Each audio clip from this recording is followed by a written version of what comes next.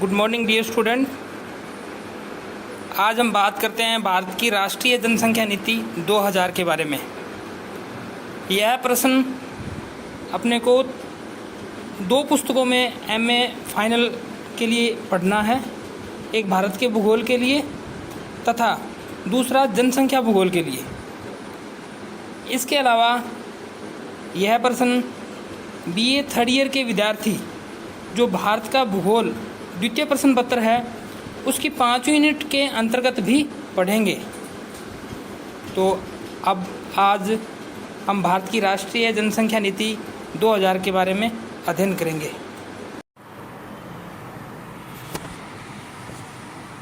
Good morning dear student.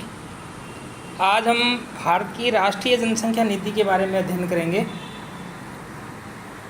पिछले video में हमने जनसंख्या के बारे में पढ़ा था, भारतीय जनसंख्या के बारे में पढ़ा था, उसके ग्रोथ रेट के बारे में पढ़ा था और 2011 की जनसंख्या के अंतिम आंकड़ों के बारे में अपना अध्ययन कर लिया था और कुछ सिद्धांतों के बारे में भी अपने देखा था। प्रबली उन सिद्धांतों के बारे में दोबारा से अपने अध्ययन करेंगे। भारत की राष्ट्रीय जनसंख्या नीति 15 फरवरी 2000 को नई जनसंख्या नीति 2000 की घोषणा की गई। जनसंख्या वृद्धि को देश की प्रमुख समस्या मानते हुए छोटे परिवारों को प्रोत्साहन देने के लिए केंद्र सरकार द्वारा यह योजना प्रारंभ की गई कि जनसंख्या को नियंत्रित किया जाए और इस नियंत्रण के लिए छोटे जो परिवार हैं उन्हें प्रोत्साहित किया जाए और उन्हें प्रोत्साहन के कारण क्या होगा भी जनसंख्या को नियंत्रित किया जा सकता है। तो ये 15 फरवरी 2000 को केंद्र सरकार द्वारा इस राष्ट्रीय जनसंख्या नीति की घोषणा की गई। यह नीति डॉक्टर एम.एस. स्वामीनाथन की अध्यक्षता में गठित एक विशेष दल की रिपोर्ट पर आधारित है। सरकार ने सार्वजनिक बहस के बाद इसे अंतिम रूप दिया। अब इसके क्या उद्देश्य थे? इसके 3 उद्देश्य थे, तत्कालीन उद्देश्य और मध्यम प्रकार के उद्देश्य और फिर दीर्घकाल के उद्देश्य। अब आज बात करेंगे तत्कालीन उद्देश्यों की। तत्कालीन उद्देश्यों के अंतर्गत प्रजनन एवं शिशु स्वास्थ्य की देखभाल के लिए समुचित सेवा प्रणाली की स्थापना करना, गर्भ निरोधकों एवं स्वास्थ्य सुविधाओं के बुनियादी ढांचों की आवश्यकता पूरी करना, यानी कि जो जनसंख्या बढ़ रही है उसको रोकने के लिए तत्कालीन उपाय किए क्या जा सकते हैं उनकी प्रयास करना। दूसरा मध्यकालीन उद्देश्य 2010 तक कुल प्रजनन क्षमता दर को 2:1 के प्रतिस्थापन के स्तर तक लाना, यानी 2:1 का अर्थ क्या हुआ? एक पति पत्नी के 2 बच्चे। इसका अर्थ हुआ यानी एक पति पत्नी के 2 बच्चे तक लाना, इस रेट तक इसको लाना। प्रजनन क्षमता दर उद्देश्य 2026 तक प्राप्त कर लेना, यानी कि इस क्षमता को 2:1 को 2026 तक इस दर को प्राप्त कर लेना। अब ये दीर्घकालीन उद्देश्य के बारे में पढ़ेंगे। सन 2045 तक जनसंख्या में स्थायित्व या प्राप्त करना, यानी कि जनसंख्या का ठहराव अपने पढ़ेंगे आगे।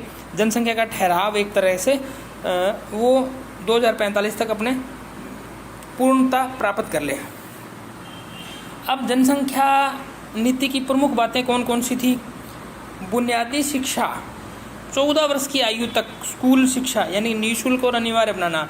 जो अपन ने 2009 का एक्ट बनाया था उसमें यह कहा गया था अभी 14 से लेकर के 14 साल तक के सभी बच्चों को सरकार निःशुल्क और अनिवार्य शिक्षा देगी। स्कूलों के बीच में ही पढ़ाई यानी प्राथमिक और माध्यमिक शिक्षा छोड़ देने वाले लड़के लड़कियों की संख्या 20% से नीचे लाना, यानी कि जो बच्चा ड्रॉप आउट स्टूडेंट्स हैं उनमें कमी लाना। शिशु मृत्यु दर IMR प्रति 1000 जीवित बच्चों में 30 से कम करना। अभी 2011 की जनगणना के अकॉर्डिंग भी ये कितनी है? 50 से अधिक है, लेकिन अपन ने ये 2000 में ये सोचा था इसको 30 से कम करेंगे, लेकिन ये हुई नहीं। मातृ मृत्यु दर यानी MMR को 1 लाख जीवित माताओं की दर पर 100 से कम करना। 2011 की जनगणना के अनुसार यह लगभग 170 के करीब है। अब बात करते हैं अपने जनसंख्या नीति की प्रमुख बातें अपने पढ़ी, और इसके अंतर्गत सभी जन्म, मृत्यु, गर्भधारण और विवाहों का 100% पंजीयन करना, लड़कियों की अधिक उम्र में विवाह को प्रोत्साहन देना, सरकार द्वारा समय समय पर इसे प्रोत्साहन देने के लिए कुछ धनराशि भी प्रदान की जा रही है।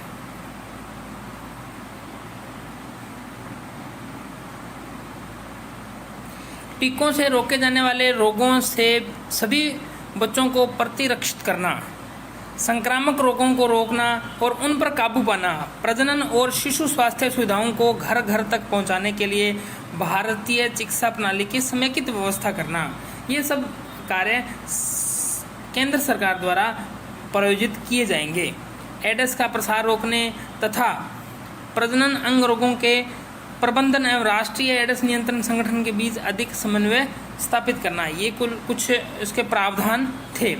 अब नीति में प्रेरणा और प्रोत्साहन संबंधी 16 युक्तियां बताई गई। इसको अप्लाई करने के लिए क्या क्या किया जा सकता है, जैसे छोटे परिवार के मानक को अपनाने हेतु प्रोत्साहन, यानी पंचायतों जिला परिषद द्वारा पारितोषित करना, यानी छोटा परिवार सुखी परिवार, इस प्रकार जो छोटा परिवार होगा उसको जो जिला पंचायतें हैं वो प्रोत्साहित करेगी और इसे पारितोषित करेगी, इनाम देगी।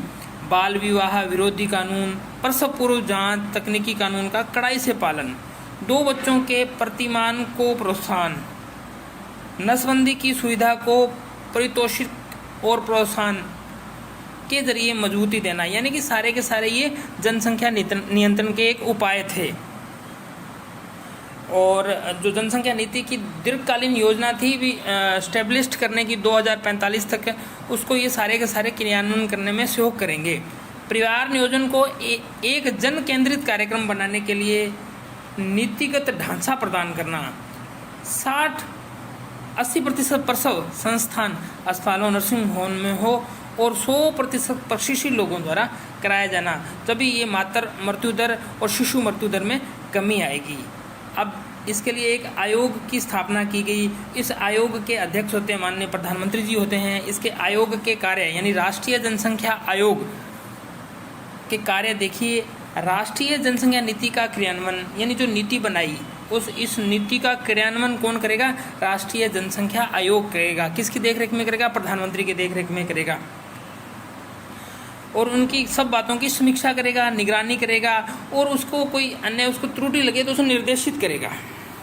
स्वास्थ्य संबंधी शैक्षणिक, पर्यावरण और विकास कार्यों में सहक्रिया को बढ़ावा देगा।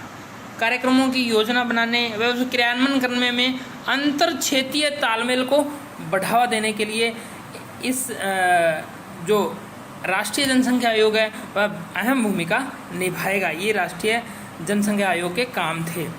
अब इस आयोग के अंतर्गत the national population stabilisation fund यानी राष्ट्रीय जनसंख्या स्थिरता कोष की स्थापना की गई, लेकिन बाद में इसे स्वास्थ्य एवं परिवार मंत्रालय विभाग को हस्तांतरित किया गया।